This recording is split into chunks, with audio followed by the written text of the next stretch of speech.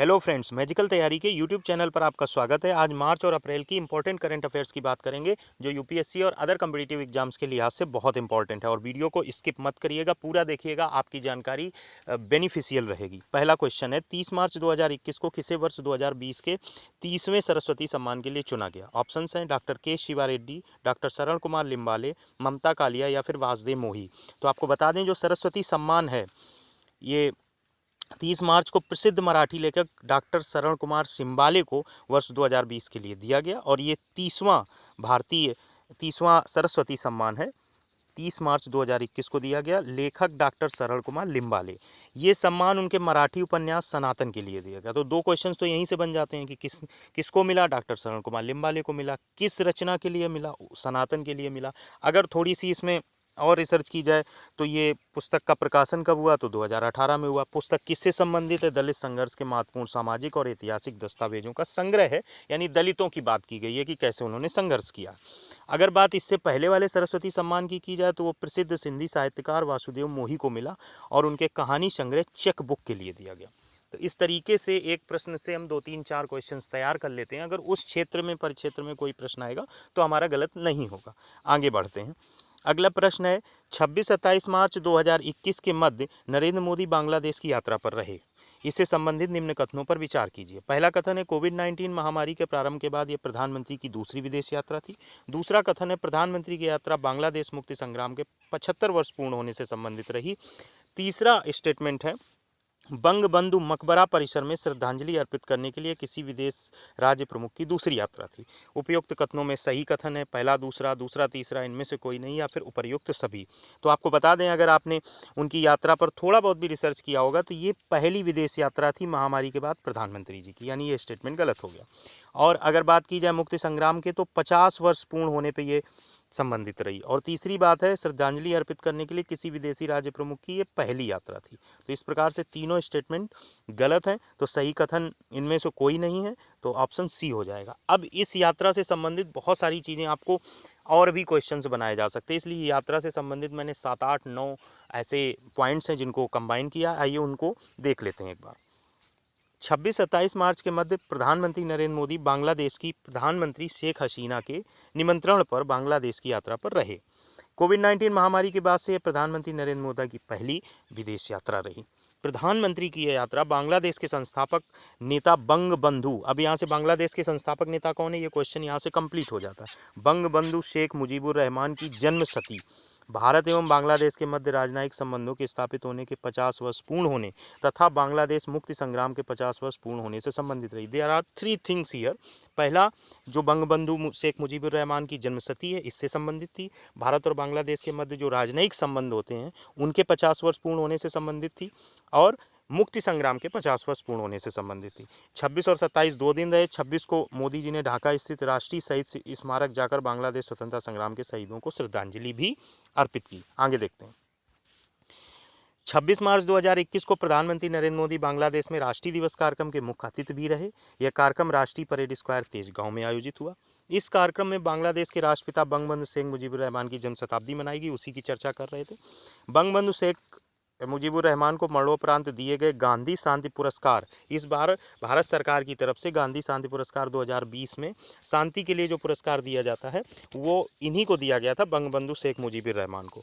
तो उसको उनकी बेटियां जो 2 हैं, उनमें एक बेटी प्रधानमंत्री है शेख हसीना, उनको और रेहाना जी को प्रदान किया गया। इसके अतिरिक्त कुछ पॉइंट्स हैं जो इम्पोर्टेंट हैं और पूछे जा सकते हैं। स्टेटमेंट्स में पूछना कोई बड़ी बात नहीं है। 27 मार्च को मोदी जी ने जो 51 शक्तिपीठों में से एक शक्तिपीठ है जेसोरेश्वरी काली शक्तिपीठ, उसमें पूजा की और मंदिर के समीप एक सामुदायिक भवन सह चक्रवात आश्रय स्थल के निर्माण के लिए अनुदान देने की भी घोषणा की। और प्रधानमंत्री नरेंद्र मोदी ने बांग्लादेश की यात्रा के दूसरे दिन तुंगीपारा स्थित बंगबंधु शेख मुजीबुर रहमान के मकबरे पर श्रद्धांजलि अर्पित की। और ये यात्रा किसी विदेशी राज्य प्रमुख की पहली यात्रा थी। और उन्होंने बकुल का भी पौधा लगाया, ऐतिहासिक अवसर की स्मृति में बकुल का पौधा लगाया। ये इंपॉर्टेंट हो सकता है क्योंकि क्वेश्चन बनाने वाला इन्हीं छोटी चीज़ों को जिनको हम अवॉइड कर देते हैं वो पिक्चर में डाल देता है, स्टेटमेंट में डाल देता है और यहीं पर स्टूडेंट गच्चा खा जाता है कि ये कहाँ से चीज़ें आ गई। तो हम जब तक डिटेल्ड में डिस्कशन नहीं करते हैं किसी पर्टिकुलर इवेंट का, तब तक हम उस इवेंट के इर्द गिर्द रचे गए किसी भी क्वेश्चन को भेदने की क्षमता नहीं रख सकते। ठीक है, तो आगे बढ़ते हैं। अगला प्रश्न है, हाल ही में भारत एवं जापान के मध्य संयुक्त रूप से एक चंद्र मिशन सहयोग की समीक्षा की गई। इस मिशन का क्या नाम है? ल्यूपेक्स, प्रज्ञान या फिर अपॉर्चुनिटी या स्पेस रिसर्च। तो इस बारे में थोड़ा सा डिस्कशन कर लेते हैं और इसका आंसर निकालते हैं। 11 मार्च 2021 को भारतीय अनुसंधान संगठन, इंडियन स्पेस रिसर्च ऑर्गेनाइजेशन जिसको इसरो कहते हैं, और जापान एरोस्पेस एक्सप्लोरेशन एजेंसी जिसको जाक्सा बोलते हैं, द्वारा चंद्र ध्रुवीय अन्वेषण लूनार पोलर एक्सप्लोरेशन यानी ल्यूपेक्स के तहत की गई अंतर्राष्ट्रीय सहयोग की समीक्षा। भारत और जापान की संयुक्त चंद्र ध्रुवीय अन्वेषण यानी ल्यूपेक्स के तहत वर्ष 2024 तक चंद्रमा के दक्षिणी ध्रुव पर लैंडर और रोवर भेजने की योजना है। यह सहयोग समीक्षा एक आभासी यानी वर्चुअल बैठक के माध्यम से संपन्न हुई, जिसमें भारतीय पक्ष का नेतृत्व इसरो के अध्यक्ष के शिवान और जापान का प्रतिनिधित्व जाक्सा के अध्यक्ष हिरोशी यामाकावा ने किया। अब देखिए, यहाँ पर अगर बात की जाए छोटे एग्जामों में तो इसरो के अध्यक्ष कौन? के शिवान। जाक्सा के अध्यक्ष कौन? हिरोशी यामाकावा। और जो बीच में जो योजना लागू की गई, जो मिशन लागू किया गया, उसका क्या नाम? ल्यूपेक्स। तो भारत और जापान के मध्य संयुक्त रूप से एक चंद्र मिशन की समीक्षा की गई, वो कौन सा रहा? तो वो रहा हमारा ल्यूपेक्स। आगे बढ़ते हैं।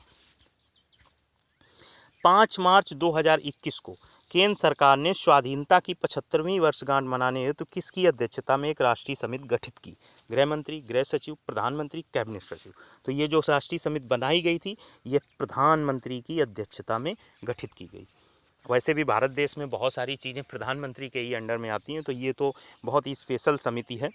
5 मार्च 2021 को केंद्र सरकार ने स्वाधीनता की 75वीं वर्षगांठ मनाने हेतु एक राष्ट्रीय समिति गठित की। समिति में 259 सदस्य हैं। प्रधानमंत्री नरेंद्र मोदी इस समिति की अध्यक्षता करेंगे। इस समिति में पूर्व राष्ट्रपति प्रतिभा पाटिल, पूर्व प्रधानमंत्री मनमोहन सिंह एवं HD देवगौड़ा, सोनिया गांधी, LK आडवाणी के साथ साथ कलाकार, खिलाड़ी इत्यादि शामिल होंगे। यह समिति राष्ट्रीय और अंतर्राष्ट्रीय स्तर पर आज़ादी की 75वीं वर्षगांठ पर विभिन्न कार्यक्रमों की तैयारी के लिए नीतिगत दिशा निर्देश देगी। अच्छी बात है। आगे बढ़ते हैं। 17 मार्च 2021 को इटली ने अंतर्राष्ट्रीय सौर गठबंधन ISA के तहत संशोधित फ्रेमवर्क समझौते पर हस्ताक्षर किए। भारत के प्रधानमंत्री और फ्रांसीसी राष्ट्रपति द्वारा ISA किस वर्ष प्रारंभ किया गया था? 2014, 2015, 2016 या फिर 2018? आइए इसके बारे में देखते हैं। भारत के प्रधानमंत्री नरेंद्र मोदी और फ्रांस के तत्कालीन राष्ट्रपति फ्रैंकोइस होलैंडे ने 30 नवंबर 2015 में संयुक्त राष्ट्र जलवायु परिवर्तन सम्मेलन COP21 के दौरान संयुक्त रूप से अंतर्राष्ट्रीय सौर गठबंधन प्रारंभ किया था। तो दिए गए प्रश्न का सही आंसर हो जाएगा 2015। थोड़ा सा इस गठबंधन के बारे में जान लेते हैं। इस गठबंधन का उद्देश्य पेरिस जलवायु समझौते को अमल में लाने हेतु काम करना है। 17 मार्च 2021 को इटली ने अंतर्राष्ट्रीय सौर गठबंधन के तहत संशोधित फ्रेमवर्क समझौते पर हस्ताक्षर किए। समझौते पर भारत में इटली के राजदूत विंसेंजी डी लूका ने हस्ताक्षर किए। ठीक है, आगे बढ़ते हैं। पुस्तक advantage India the story of Indian tennis के लेखक कौन है? मोहम्मद सलीम, दिलीप बोस, रामनाथन कृष्णन या फिर अनिंद्या दत्ता? तो इस पुस्तक के लेखक हैं अनिंदा दत्ता। इस पुस्तक की लेखक हैं अनिंदा दत्ता। ये पुस्तक जो पब्लिश की है वो वेस्टलैंड पब्लिकेशंस ने पब्लिश की है, और इस पुस्तक में भारतीय टेनिस की यात्रा का वर्णन किया गया है कि किस तरीके से भारतीय टेनिस में सानिया मिर्जा, महेश भूपति, लिएंडर पेस, ये सब लोगों का अपना रोल रहा है, उसके बारे में पूरा डिस्कशन किया गया है और काफ़ी बेस्ट सेलिंग भी रही है। तो इसका सही आंसर था अनिंद्या दत्ता। आगे देखते हैं। अगला प्रश्न है, पुस्तक एग्रीकल्चर एक्ट्स ऑफ 2020 के लेखक कौन है? के वीरमणि, AK राजन, वाला Subramanian, Sumit Chatterjee. Agriculture acts of 2020 के लेखक कौन है? के वीरमणि, AK राजन, बाला सुब्रमण्यम या फिर सुमित चटर्जी। तो आपको बता दें 20 फरवरी 2021 को द्रविड़ कजगम के अध्यक्ष के वीरमणि ने पुस्तक एग्रीकल्चर एक्ट्स ऑफ 2020 लिखी। तो इसका सही आंसर हो जाएगा के वीरमणि।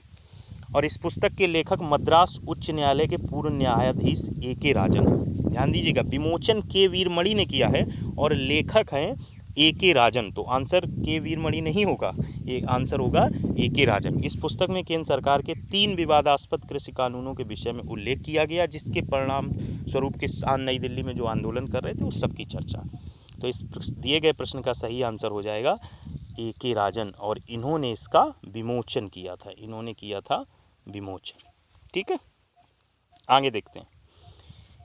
हमने यहाँ पर अप्रैल की और मार्च की 7-8 करंट अफेयर्स शामिल किए हैं। जो वन लाइनर होती हैं, जो लोगों को ज़्यादा पसंद आती हैं, उनको भी देख लेते हैं। यूएन जलवायु परिवर्तन शिखर सम्मेलन COP 26 का आयोजन कहाँ किया जाएगा? तो ये किया जाएगा ग्लासगो, स्कॉटलैंड में। स्कूल ऑफ लॉर्ड रामा नामक दुनिया की पहली वर्चुअल पाठशाला कहाँ शुरू की जाएगी? वाराणसी, उत्तर प्रदेश में। 91वें दादा साहब फाल्के अवार्ड से किसे सम्मानित किया गया है? साउथ के सुपरस्टार रजनीकांत को। महाराजा छत्रसाल कन्वेंशन सेंटर का उद्घाटन कहाँ किया गया? खजुराहो, मध्य प्रदेश में। विश्व खुशहाली रिपोर्ट यानी वर्ल्ड हैप्पीनेस रिपोर्ट 2021 में भारत को स्थान प्राप्त हुआ है 139 और फर्स्ट रैंक पर है फिनलैंड। आगे बढ़ते हैं। वैश्विक लैंगिक अंतराल रिपोर्ट 2021 में शीर्ष स्थान किसे प्राप्त हुआ है? आइसलैंड। 30वां सरस्वती सम्मान किसे प्राप्त हुआ है? अगर वैश्विक लैंगिक अंतराल रिपोर्ट में सबसे खराब स्थान प्राप्त हुआ है तो अफगानिस्तान। इसी को वर्ल्ड जेंडर गैप रिपोर्ट भी बोलते हैं और ये जारी करने वाली वर्ल्ड इकोनॉमिक फोरम। 30वां सरस्वती सम्मान किसे प्राप्त हुआ? डॉक्टर शरण कुमार लिम्बाले। अभी हमने चर्चा भी की थी।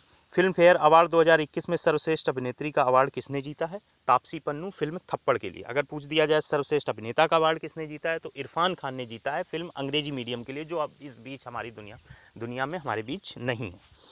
भारत और किस देश के बीच हाल ही में संयुक्त सैन्य अभ्यास वज्र प्रहार का आयोजन किया गया?